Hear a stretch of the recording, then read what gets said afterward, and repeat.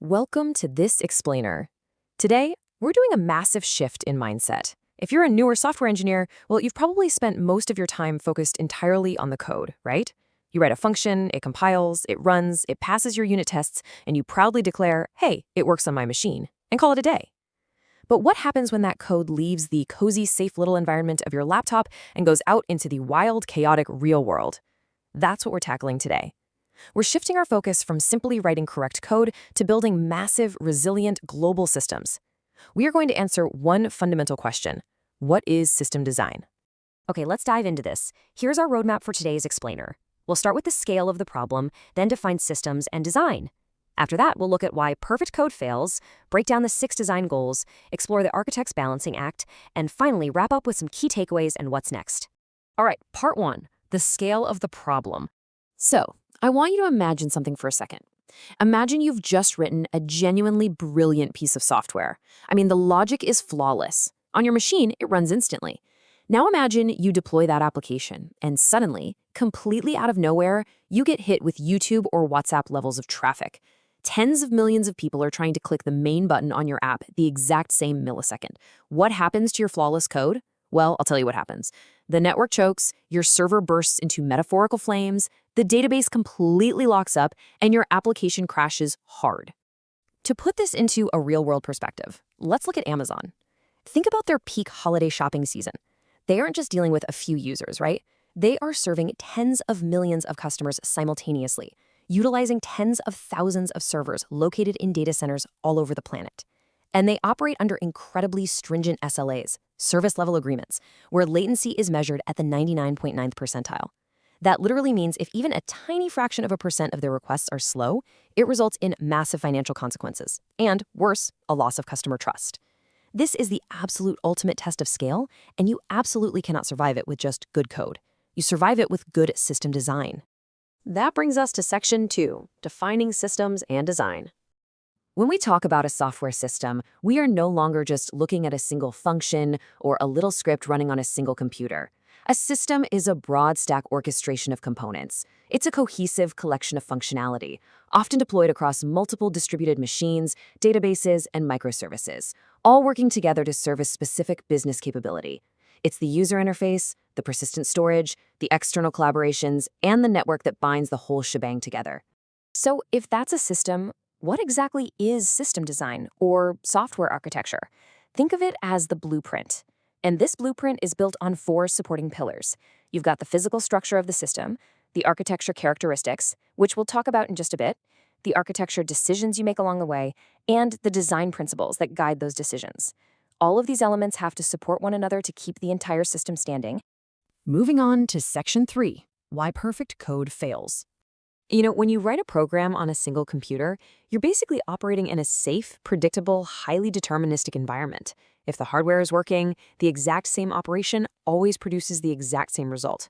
But the second you move to a distributed system, you leave that idealized model behind and enter the messy, chaotic reality of the physical world. And in the physical world, networks drop packets constantly. Hard drives corrupt data. A power distribution unit fails at a data center halfway across the country. An engineer accidentally unplugs the wrong switch. Or, my personal favorite, an actual shark bites an undersea internet cable. And yes, that is a real thing that actually happens. The physical world is just incredibly chaotic. To really see this in action, consider the client latencies from Amazon's Dynamo database system during their peak request season back in December of 2006. If you track it, you see these massive, jagged spikes in the 99.9th percentile of read and write requests. Despite having some of the absolute best code and hardware in the world, the physical realities of massive request loads, network bottlenecks, and hardware heterogeneity cause just wild unpredictability. You cannot write a simple script to fix that kind of chaos. And this leads us to a pretty famous mantra from the site reliability engineering team over at Google: hope is not a strategy. In distributed systems, you have to assume that something is always broken. You can't just deploy your perfectly written code and cross your fingers hoping the network stays up.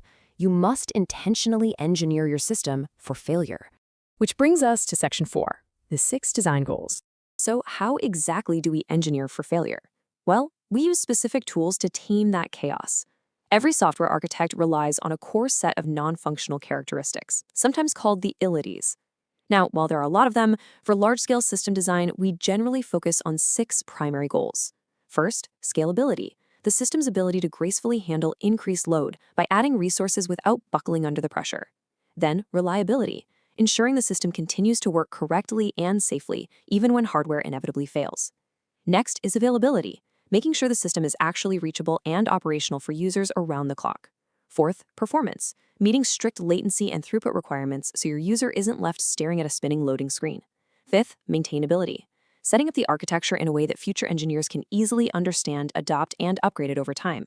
And finally, cost efficiency, achieving all of this without completely bankrupting the company through bloated server costs. It is absolutely crucial to distinguish between these goals because they require very different architectural choices. Let's take reliability and availability, for example.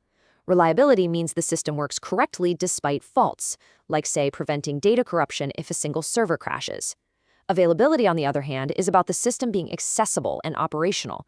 This is often measured as a percentage, like a 99.99% uptime SLA. Now, you could have a system that is perfectly reliable. It never ever corrupts data. But if it takes itself offline every single time there's a minor error, well, its availability is going to be terrible. All right, Section 5, the architect's balancing acts. Here is the hard truth. You will rarely, if ever, encounter a situation where you can maximize every single one of those 6 design goals at the same time. System design is entirely about managing trade-offs. Think of it like flying a helicopter. Pilots often struggle to learn helicopters because it requires a control for each hand and each foot, and touching just one control drastically impacts all the others. It's the exact same for us. If you want maximum blistering performance, you're going to have to trade off cost efficiency by buying massive, super expensive servers. If you want maximum reliability, you have to write incredibly complex fault-tolerant logic, which might trade off your system's simplicity and maintainability. Every single decision you make is a trade-off. And what happens if you fail to consciously manage these trade-offs? Well, you end up with what is known in the industry as a big ball of mud. It's basically an architecture with 0 clear structural boundaries, where everything is tightly coupled together. It's totally unscalable, impossible to maintain, and an absolute nightmare to deploy. This is exactly why senior engineering interviews focus so heavily on high-level design, or HLD, because if you don't step back and map out the system architecture first, your pristine, perfect code will inevitably devolve into this tangled web the second your business starts to scale. Let's wrap things up with Section 6, key takeaways and what's next. So what should you take away from all this? The crucial point is that system design is the bridge between your deterministic, perfect code and a chaotic, totally unpredictable reality. Writing correct code is merely the first step. To survive tens of millions of users and the absolute inevitability of hardware failure, you have to balance scalability, reliability, availability, performance, maintainability, and cost efficiency. You have to stop thinking about a single machine and start thinking like an architect, mapping out that high-level design to prevent your software from becoming a giant big ball of mud. Which leaves us with the ultimate question. We know why we need system design now, but how do we actually map this out in practice? Like, how do we take a blank whiteboard and design a massive system like YouTube or WhatsApp? Well, join us in our next explainer, where we're going to break down exactly how to do this in high-level design versus low-level design. See you then.